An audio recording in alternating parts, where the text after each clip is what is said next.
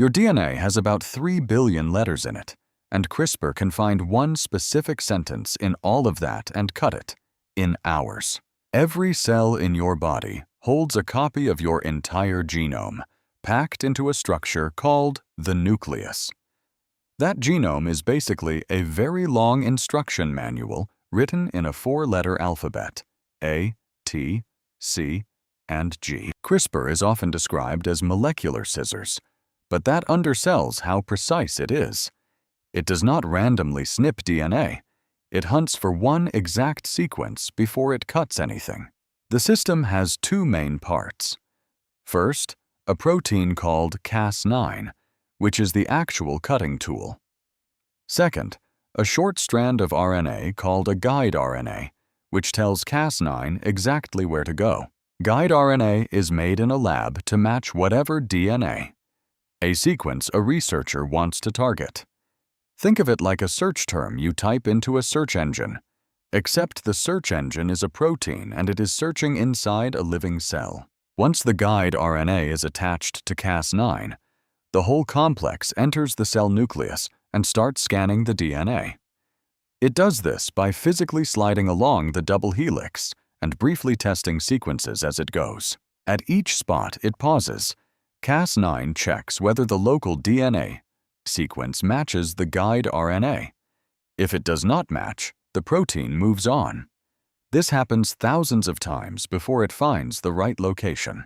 There is also a short checkpoint built into the system called a PAM sequence, 3 specific DNA letters that have to appear right next to the target. Without that checkpoint, Cas9 will not cut, even if everything else looks right. When Cas9 finds a full match, guide RNA lines up, PAM sequence is present, it changes shape. That shape change activates 2 internal cutting arms, and each arm slices one strand of the DNA double helix.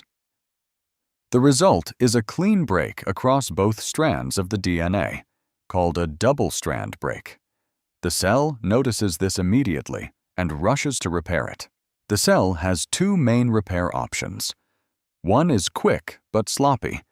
It just glues the ends back together, often introducing small errors that disable the gene.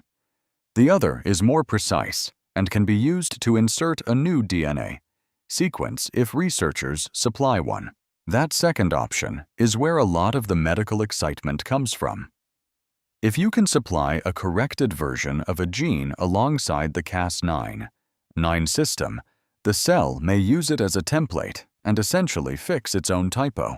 The whole process, from Cas9 entering the nucleus to the cut being made, can happen within hours.